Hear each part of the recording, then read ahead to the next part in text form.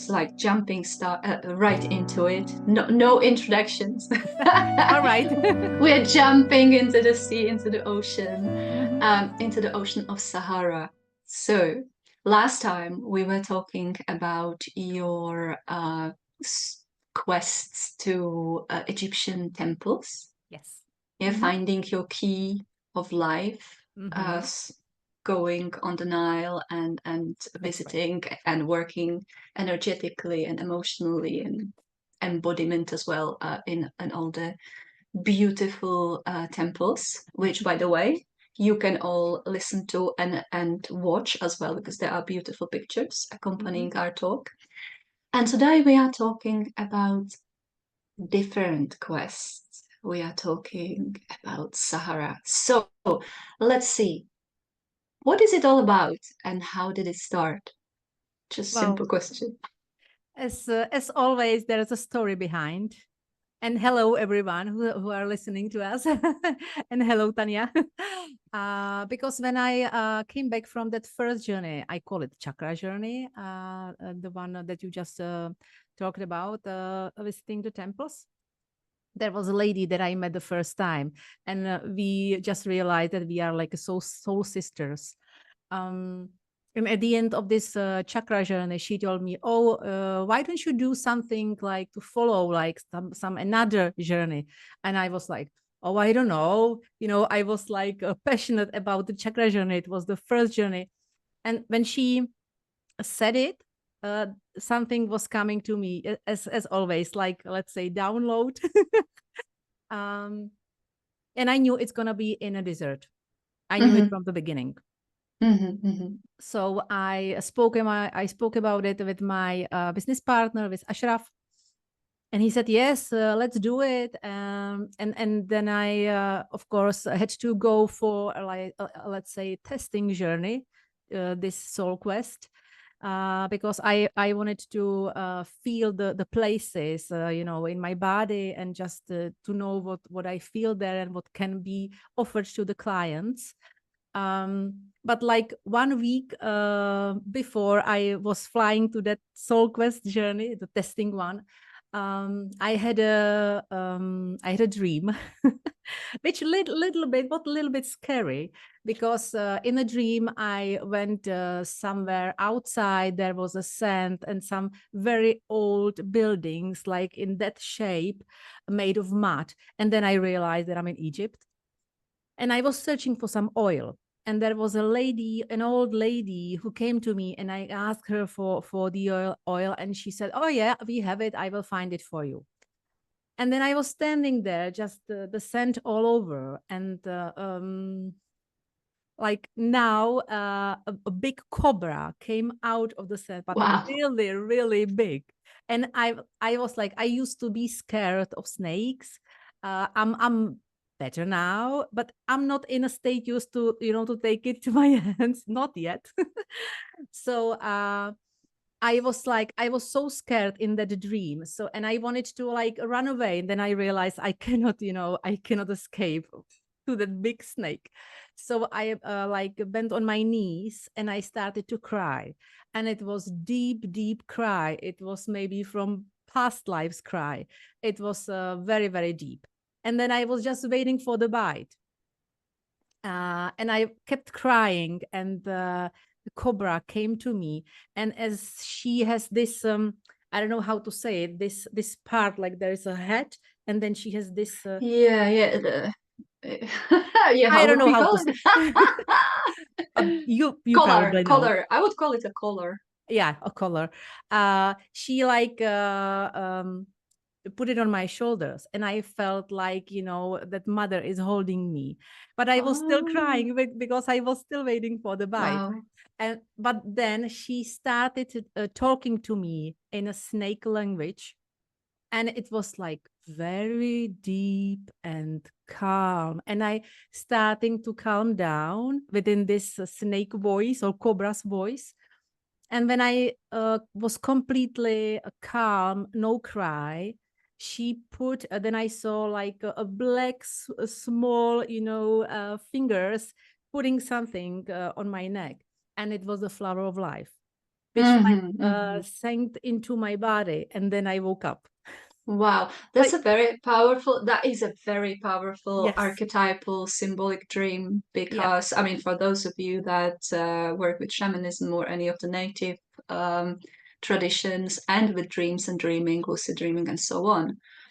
I mean, Yes. cobra, even serpent, any kind of serpent, but cobra, Sahara desert, and just the symbolism of the mantle being put on you, and wow. Yeah. And cobra is protection. So I felt like, okay, I am protected and I can go ahead. So how was it the first time?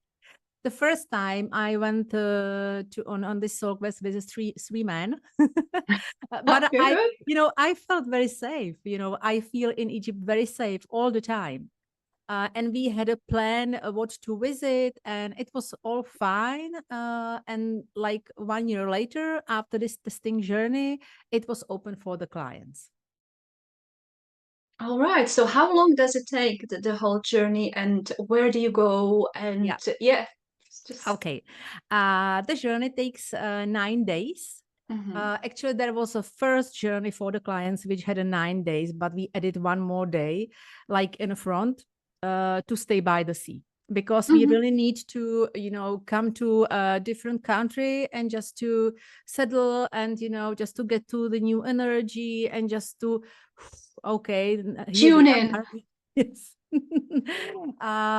So this is gonna be a new 1 day, the first day by the sea. And then we will, it's actually, the journey is called Soul Quest. Find your connection to your soul, like a permanent connection. It's like creating or reconnecting the communication channel to your soul. The soul is usually settled within the heart chakra. I call it like the soul could be like in a bundle of the heart talking or intuition guiding. It's our best friend. And if we are in connection with our soul, we don't need the confirmation from outside. We just know that we follow the best we can.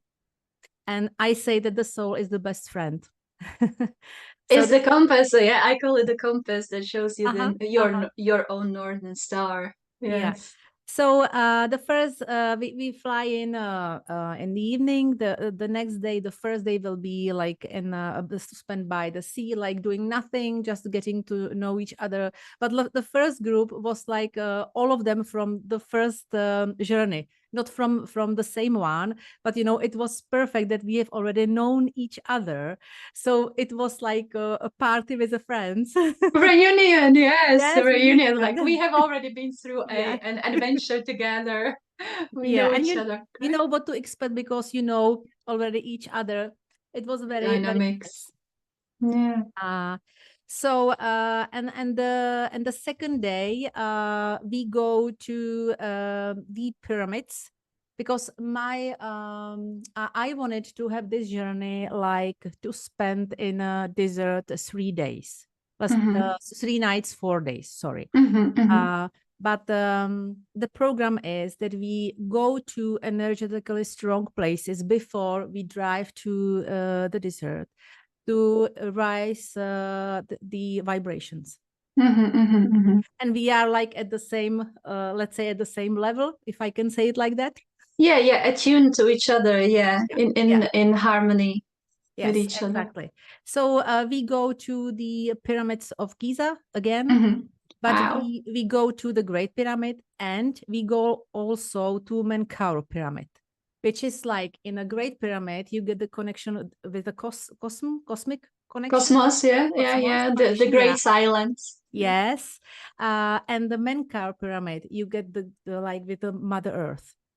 And it was just perfect, because first we went to the Great Pyramid, so we went really high, and then we went down, and staying in this Menkaure pyramid and having a meditation in such a place, it was like being in a womb of the Mother Earth. And it was so, you know, calm and secure. And, you know, it was just perfect because we went up and down and we were connected to both, like to the father wholeness and to the mother. Yeah. the yin and yang, the wholeness Yes. of the whole beingness. It was amazing. Then in the evening, because we are by the Nile, we are in a Cairo, we cannot miss the Nile cruise. So we go for the Nile cruise at least for 2 hours for the dinner, and there is some, you know, belly dancer and nice. this like folklore music, and it's very, very nice. And the next day we go to Cairo Museum, the old one, where my partner, business partner Ashraf, he talks about the history, and I of course translate it into Czech, because this journey is like offered to people that speak English, Czech or Slovak. They understand Czech and they understand English. So we like it wasn't like that before. It's like the first time we offer it this way. All right, bilingual or trilingual, Bilingual. actually. Yeah, Yes, yeah. yes. So I'll just stop you there, because I know you have mentioned your business partner twice. And for those of you that haven't actually seen and heard our previous talk about the key of life and the chakra journey, just quickly introduce your business partner, who he is, because he has got a depth of knowledge, and yes. his roots are in this land.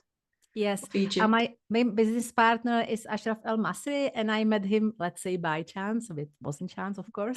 Synchronicity, there are no chances. Yes, that's right. And then, you know, when I starting to visiting Egypt, like the past lives were, you know, coming up to me, and I saw that he used to be my brother in my past life, and in another one, he was always relative. So it's like to, you know, to do the journey with your brother, and it's just perfect because we you know, he organizes everything, he prepares all the permits, buying tickets, organizing the hotels, and you just feel so safe because he is like the person, he is Egyptian Egyptologist. Egyptologist, because that's his profession, Yes, right? Original. he is professional. Yeah, he has the university degree. So he like knows a lot about the history, and he always tells us the historian part. And also he's starting the spiritual, so he's becoming the historian and spiritual guide combination. So it's very nice, and I always talk about the energies, and it's, you know, it goes hand by hand, because just the place that is it has some history, the history like carries the energy of the place or of the god. So it's just perfect. So, you know, I think that this is like the best that you can have someone who is like living in that state and doing everything because it's his home. Yes, you have got the grounding in there. He knows everything in and out, and you don't have to worry about the local knowledge and the local connections and so on. So yeah, you feel grounded, you feel looked after. Yeah, and you have it's like, is it again another nice yin and yang, you know, the guides are like male and female, local and different local. And I don't have to do the male stuff, like, you know, organize and do all this stuff. It's his job, so it's just a perfect cooperation. I'm very happy. You can focus on all the other stuff, right? Exactly.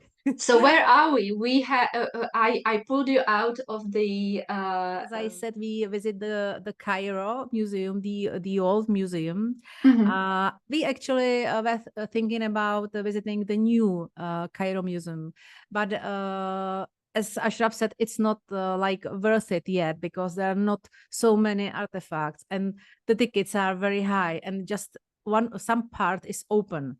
So it's not like ready yet, but I believe that one day we will visit also the new one. In the future, yeah, both. So you can see in the Cairo Museum all the mummies and to see the artifacts, and he tells all this history apart about the gods and goddesses, and it's amazing. And you also see the gold stuff and the part of Tutankhamun, and You know, that just makes me think of Indiana Jones. What is it like being surrounded by the actual real, artifacts?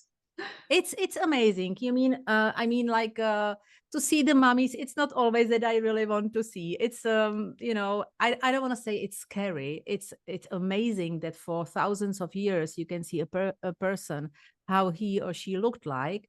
But there is like part when you can see like mummified animals, and when I wanted to enter the room, there was such a, for me, unpleasant energy that I didn't even go there. Because maybe it's I felt that maybe the animals were like killed because of the king died, and maybe they wanted to put the animal with him. That's how I felt it. Maybe it's a wrong sacrificial. Yeah, it's a Yes. sacrificial, but it's similar to Vikings and other Yeah. cultures that they used to do that. Not just animals, though. Well, that's why Different culture, different time. Yes, exactly. So it's really amazing part to see the Cairo, old Cairo museum. And then we go to Al Azhar Park, which is like a park, and there is a restaurant, amazing food. I love the Egyptian food, the aubergines and the rice and everything. It's just so. So if you keep going, I will start going like hungry. Yeah. Yes, and there is an amazing park around the restaurant, and I think that's the second highest part, this park above the Cairo, so you can really see very far. Oh, okay, nice. And there are like fontaines and beautiful.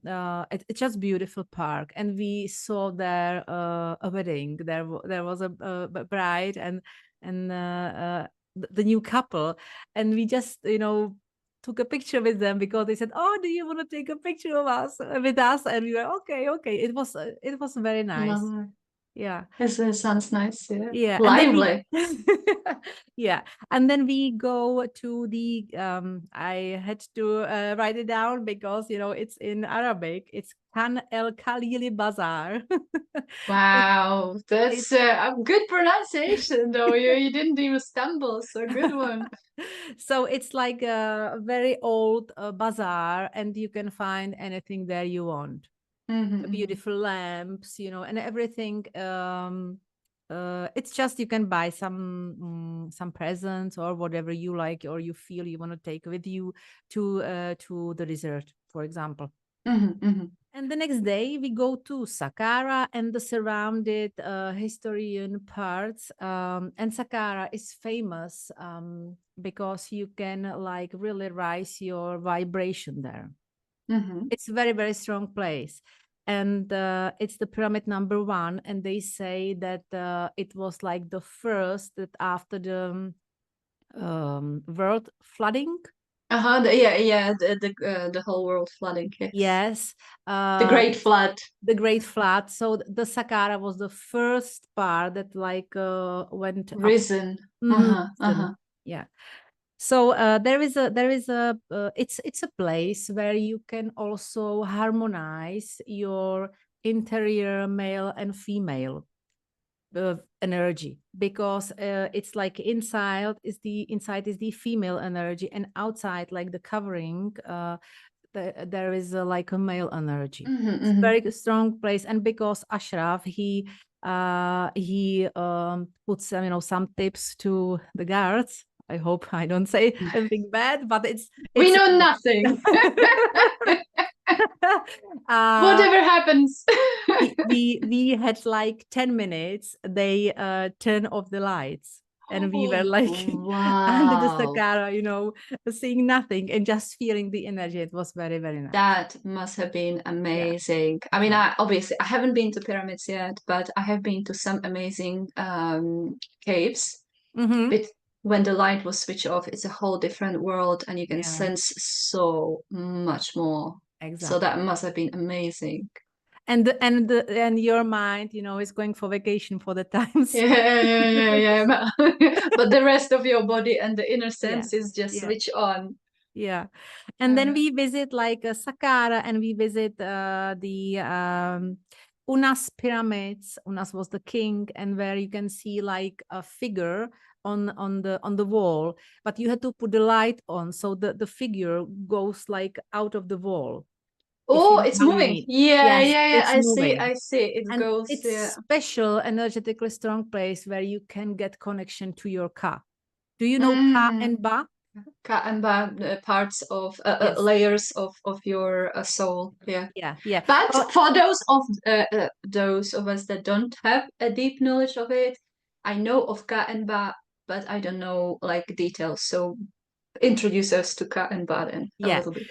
Ka is like, they say it's like etherical body or astral body, or they say it's like an energetical twin of yourself, but not visible. Oh, this is like the Taoist twin. That's the same. It's Yeah. just energetical twin. Yeah. And like, for example, in tombs where they put the pharaoh, they always put there, you know, wine and food and everything what the pharaoh had liked, because the ka is still being there. So they're feeding the ka. Feeding the Ka. So it's very. Oh wow, this is so interesting because I can see how similar, for example, the Taoist ancestral worship is, because that's the same. You like put offerings the same with Japanese Shinto, so you are feeling the etheric essences of okay. And Ba, they say that it's the spirit or of the soul. So the body, it's like a little bird. That's why the pyramids are always like that. So it can climb up the sky and go back to home. to home. And I remember there are actually hieroglyphs that actually depict the little bird. So that would be the depiction of Ba. Okay. So fascinating. Yeah. And then we visit the King Titi pyramid. Then tomb of Idut. Then we go to Saqqara, the Djoser pyramid. We see it, of course, from outside, but if we go inside, as I said, that we had the time without the lights there. And then we go to Serapeum, which is something that they don't know what it was for. Because there are like huge sarcophags. I don't remember the meters, but it's at least over 2 meters high, and then it's maybe 5 meters long. Maybe it's even more. I don't remember exactly. But I think it was built by a different civilization. Maybe some alliances, I don't know. In one of the sarcophags, there is like one story that there it was for the secret bulls. There were sarcophags for the secret bulls, because there was one bull found mummified inside. But only one okay, so worship of sacred bulls. Yes, could be. But It rings a bell somewhere, but I can't place it. I don't think so. I think it was just built by a different civilization, and they were just big. Yeah, and we don't have information or points of reference. Yes. And there is also a storytelling that there are like tunnels under the Serapeum to the Great Pyramids. But if it's true or not, we don't know. We don't know yet, but you know, things are being found all the time. So there might be some revelations in the future. Definitely, entering Saqqara, it's not for, I must say, everybody, because, and also this journey is for people who can be with them like in a quiet, so they can sit and they don't have the urge to do something, you know, just they are happy to be with themselves, like in a quiet, they can meditate, they can feel the body, because the first journey, the chakra journey, is to heal the body. It's to absorb what you need to your body through the temples. But this journey is like for those who want to like dive very deep in themselves. Into the inner spaces, yeah, and Yes. layers. And the reason why I'm saying that is that Sakara, it really rises the energy that you have. Like if you are in a negative, it will make you even more negative. Oh, so it just like multiplies whatever you Yes. bring it there. Okay. Yes, yes. So that's why I'm explaining that it's really for Mm. people that work on themselves. They are spiritual mostly or open to it, and they are sensitive. They have a sensitive body and just And they already have like a better connection to themselves, so yes, they know how to work with all this. yeah, Okay. yeah. Because the Sakara rises above your ego. It raises the spiritual vibrations, as I said, and it raises the mental power and the vital energy. Okay. And when you raise vital energy Yeah, within your system, it makes everything much stronger. So be it positive, exactly. negative, be it Exactly. weakness or strength, it equally Yeah, it doesn't just say no, not this, but we will do this. No, it just goes. yeah, exactly. And it can also awaken some abilities like seeing aura or seeing chakras. Uh, it is possible. And it really Sakara also like heals through the power of love, because that's the fear and the love, it's two Two sides of one yeah. coin. And there is an entrance to the Sakara, and there are like columns, and Hmm. it's like very it's you can easily walk there, but it is so strong that if you are in a negative status, it will basically not to let you in. You will not feel, you will feel worse and worse, and you will not be able to go through. I Hmm. don't want to scare anyone, but this is how I felt it, and it's also Things happen. yeah. There are certain there are Yeah. certain spaces and places that just work on and influence us differently. Mm-hmm. Mm-hmm. This is how it is in this particular power place. Yes.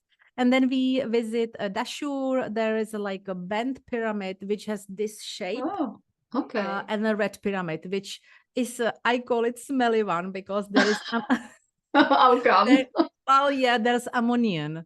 That's Oh, it's red. ammoniac. Yeah. Yeah, and ammoniac, and it for me it was very unpleasant, and some past life came to me there, because I just felt it, and I just had a vision that someone put this ammoniac to my mouth in a past Oh. life, and then I was like not I lost the control of myself, and I don't Mm, even know want to know what happened, but mm, I had to breathe, and I was like, because it can happen, the Egypt opens the past lives. mhm, It mhm. happened to me as well. So I was like breathing, saying to myself, it was past, it's okay, now you're here, you're alive, but it was like a process for me.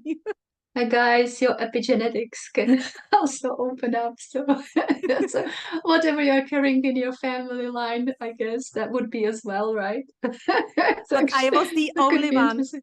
It was group of 7, and I was the only one who had to put the scar You had a circulating. special gift Exactly. by the Red Pyramid. So how come there's ammoniac? Is that something they used The in stone. building? The stone is Oh, I like see, I see. Yeah, that's why red, because it's different yes. from all the other ones. Okay, that makes Exactly. sense.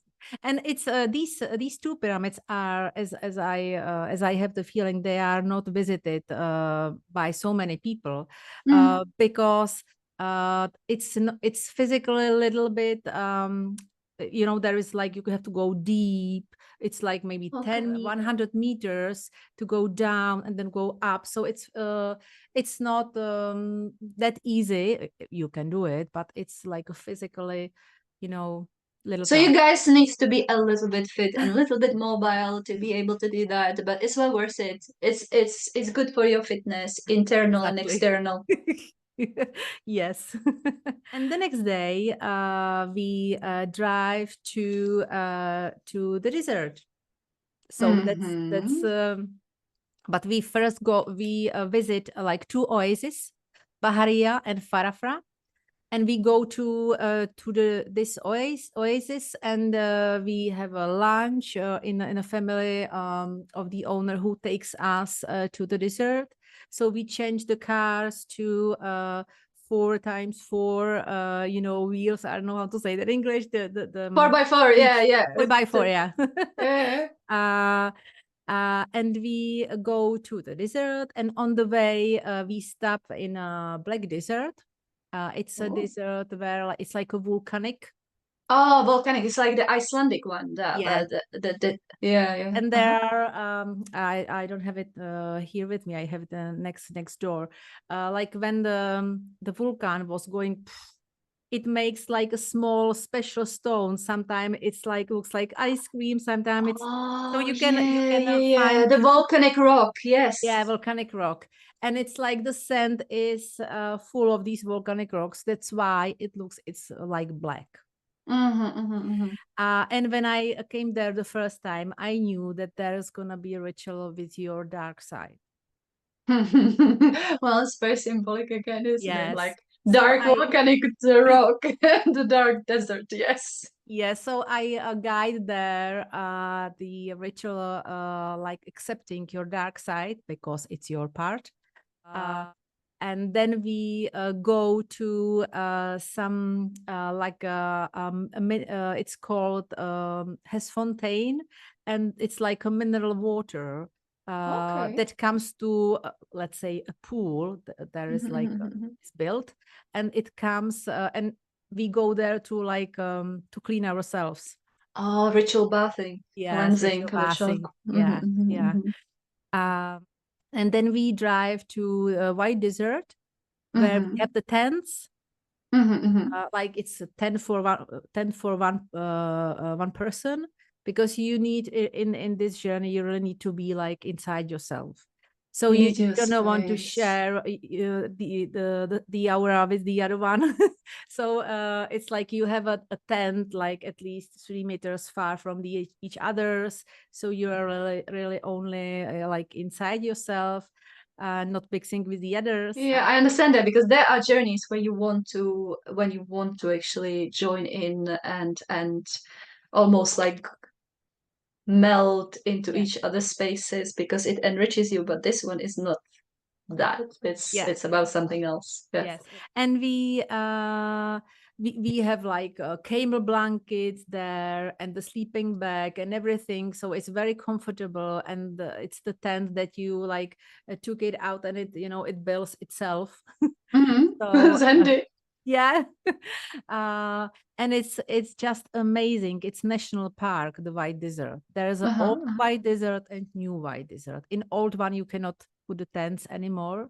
It's a new prohibition, but we stay very close, and it's like, it looks like a moon, like it looks like when you're on the moon. It's and there are like let's say menhirs or statues of the stones which were built by the nature. And it's just amazing, as it is white, to feel like in a heaven. Yeah, but I mean, for those of us that haven't been to a place like this, probably the closest would be the White Plains with snowed. Yes. Because you have that feeling of uplifting and cleanliness and space. Exactly. And there are like some of the stones, the big stones, they look like a statues. It's like there is one looks like a rabbit, one as a mushroom, one as an ice cream, one as a chicken. So sometimes it's very funny. And we stay there for 3 nights. And we have everything there. We have a warm breakfast. We have everything. They just cook there. I don't know how they do it, but every morning we have a ice cold Sprite, for example, or ice cold drinks. Wow. I don't know. That's a luxury. It is luxury. Yes, it is. And it's amazing. I was like, oh my God. So The next morning, we of course we in the night at night we sit by the fire and we sing. Sometimes we have shamanic drums, and it every group is different, so it just as it comes. Yeah, it creates itself. Yeah, and the first journey, it was this May 2024.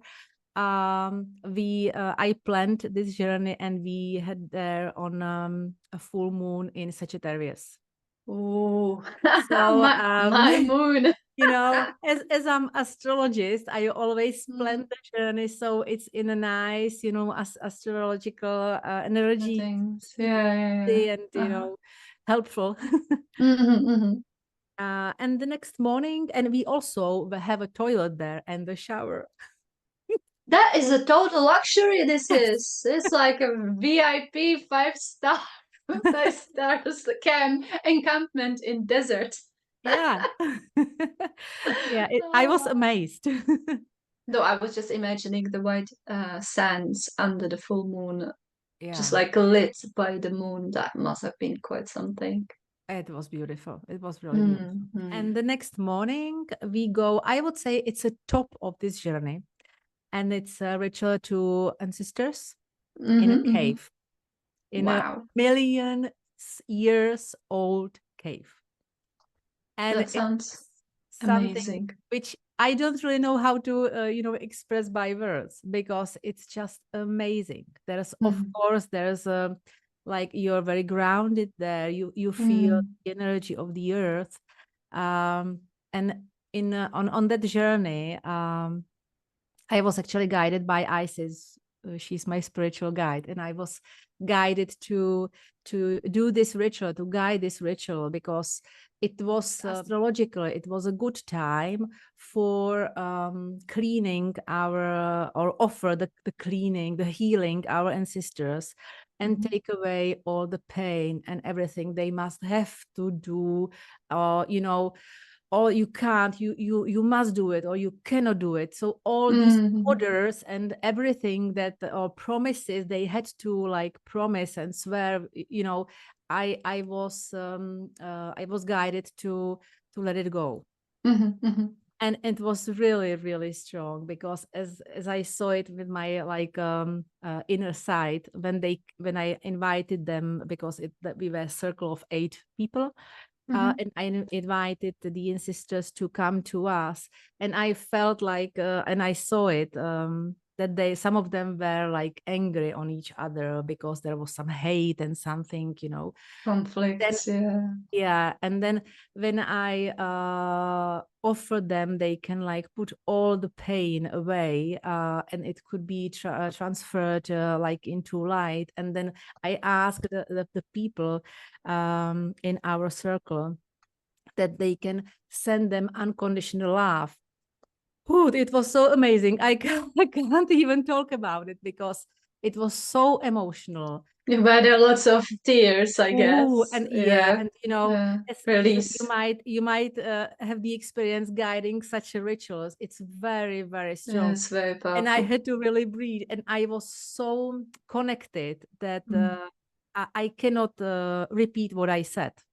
It was just, it was amazing. Yeah, amazing.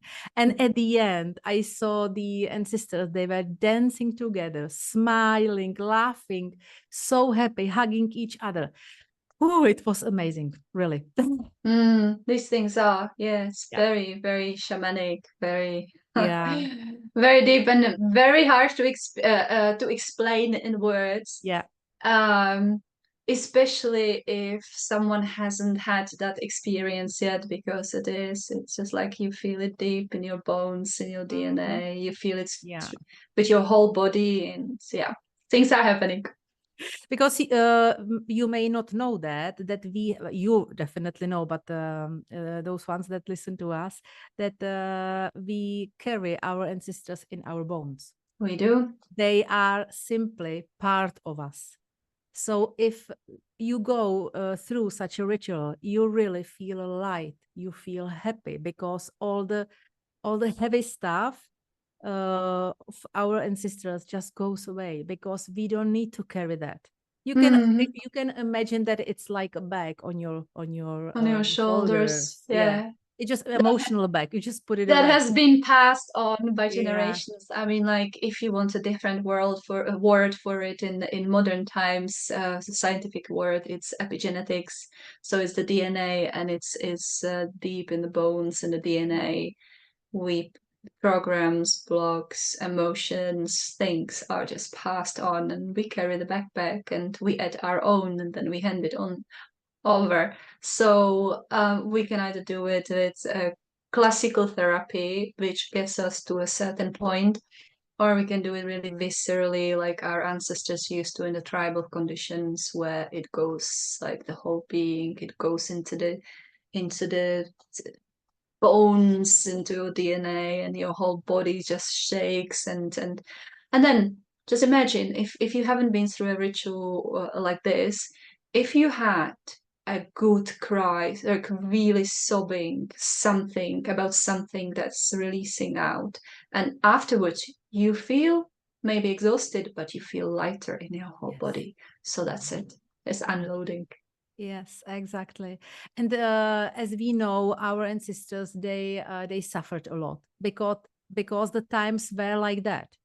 When they wanted Life to was have tough. something, Yeah. they had to suffer. But it's not in our generation. It's changing within the vibration of the earth is going higher, and we are in a new age. So it's absolutely different, and we don't have to go through that processes of suffering anymore, which is really different.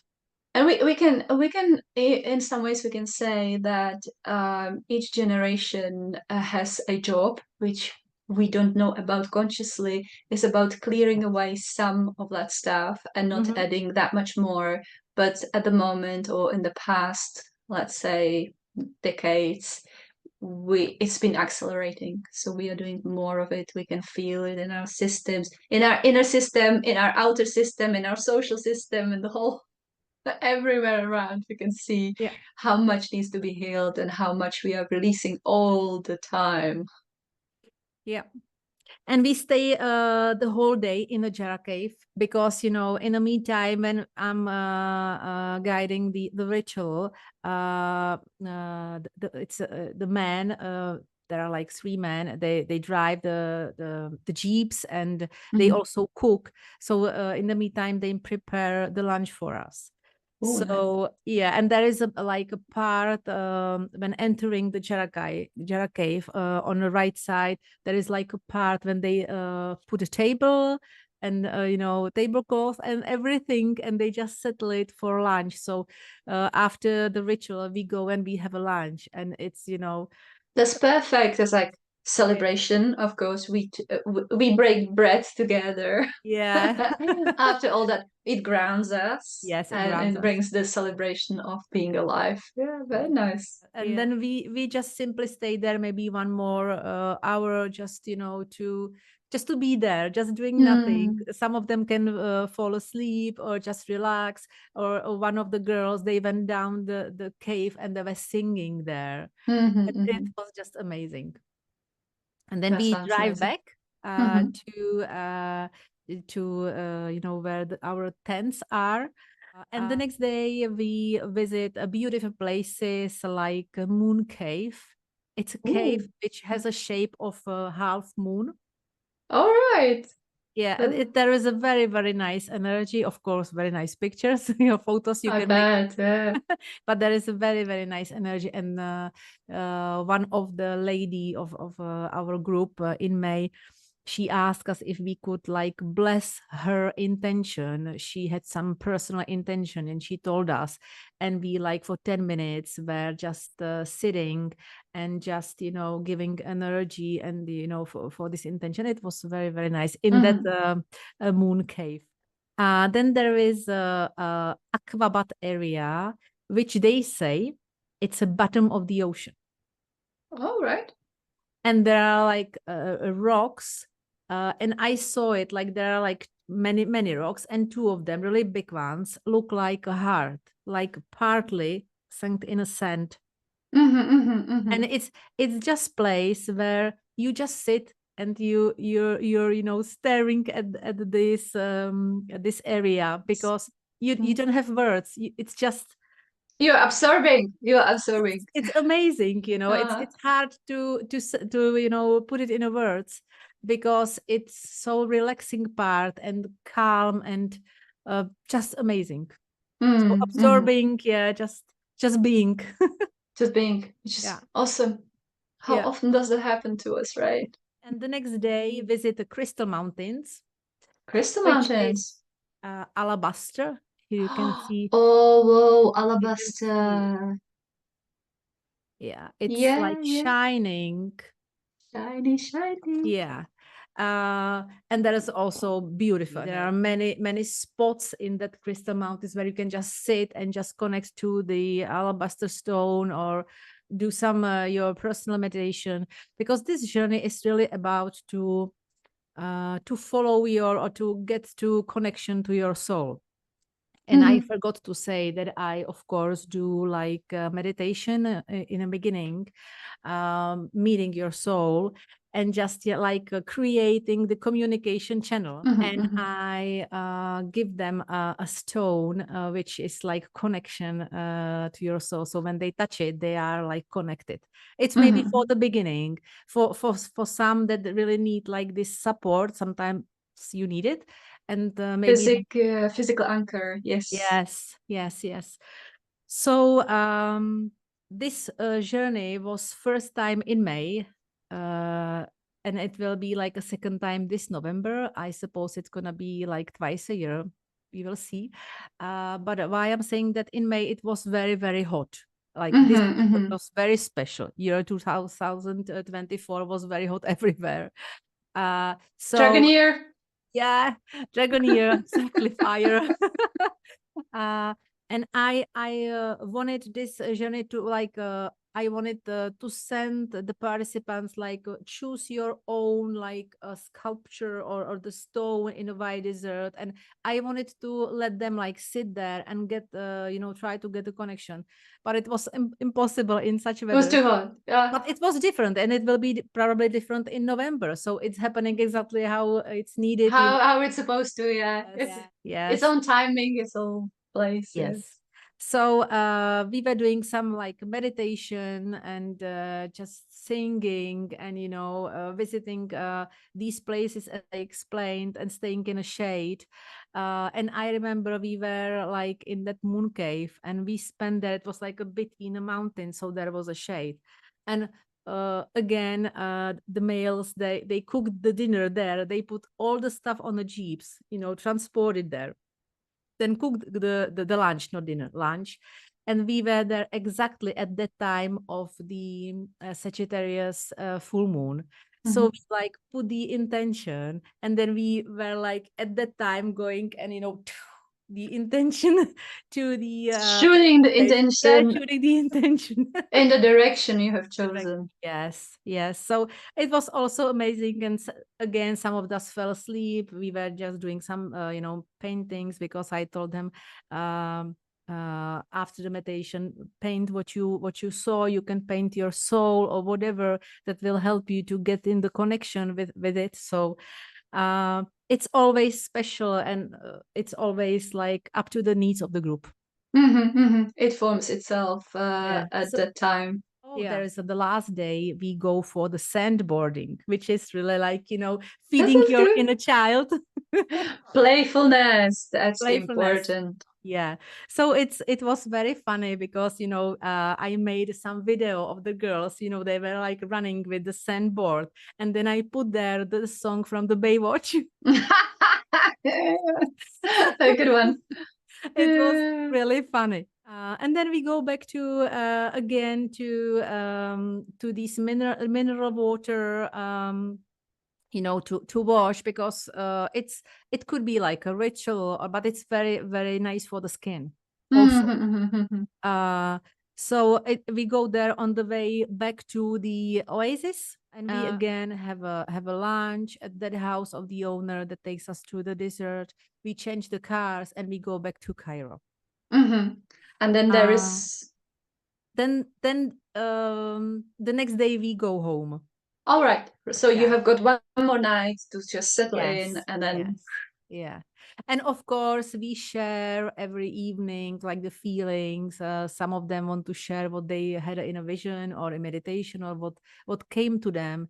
Because Mhm. sometimes we think that, oh, I am strange because I feel this and I see this. And then when you share the feelings and when you share what you feel and what you see by your inner side, you just realize that you're not the only one. So you That we are all weird and okay, strange. Yes. so I'm normal. So sharing is really like a healing. And we Mhm, mhm. How many people did we say is the capacity in the group? are 12. 12. That's Okay. comfortable Yeah. for me as That's for cool. guide. Yeah, yeah. And yeah, that makes sense. So it's similar like the chakra journey. Yeah, yeah. Mhm, mhm, So and we start with 4 in mhm. this soul quest journey. So you know, usually a soul quest in Sahara, it's like that you get a compass and you go somewhere on your own. But this is really different. I have it because I have it like for women. That doesn't mean that it's not for men. It is, but I have it like more comfortable, more light, and it everything happens. But you Mhm. don't need to be, you probably know that such a soul quests are happening. And I have a friend of mine who passed this, and she said it was amazing. But I have it a little bit. Everyone needs different, Yes. yeah, different style and different ways. So there is the perfect soul quest to Sahara for everyone. Yeah, So exactly. whatever calls you out there, you know, is it this one or is it a different style? You can choose and you can follow your own calling. And this is simply something that, I always say investing to your inner part is the best what you can do for yourself. Because when you Mm, knock on the gate in a heaven one day, you're not gonna take your car with you or your no. house. You just take the inner part that you were working on and What you simply absorb, yeah, yes, how you evolve your own yeah, spirit, your own soul. Yeah, yeah, that's it. That's the best investment. One yes, that you are not going to lose to any inflation and yeah. economic crisis. And we don't know what it's gonna be. The future is not like it's like Oh, it's being created, so yes, we don't it's know. being created right now. And we created by our Yes. choices, by our journeys, and by the way we think and act, and what we do and what we experience. So here we go. You can Yes. create in Sahara Desert or wherever your soul calls you. So, Yeah. is there any like the time has flown past on our journeys through Sahara with you? Is there anything else that wants to be said, that wants to be shown here in this space and time? I just want to say that you have everything inside of you, absolutely everything. So getting connected to your soul, your best friend, is the best thing that you can do for yourself to be independent because you have the independence inside of you. There could be outside happening anything, but the inner peace and the independence and the love is inside of you, inside each of us. Beautifully said, and I totally second that. Just look after your heart, look after your body, Yeah. look after your inner compass, and keep going in your own direction because you are your own sovereign. Yeah. So if this journey calls you, if it calls out to you, there will be contacts for Mila under the video and after the video. So you can contact her and you can ask more questions. And yeah, you can set off on your journey to Sahara Desert. You're all welcome. Okay, so we will meet you either in Egypt or here on the Waves of Personal Emotion Unlimited. Thank you for spending time with us on this journey and see you soon again. Thank you. Thank Thank you you, for Mila. listening. And thank you, Tanya. Bye bye. Bye bye.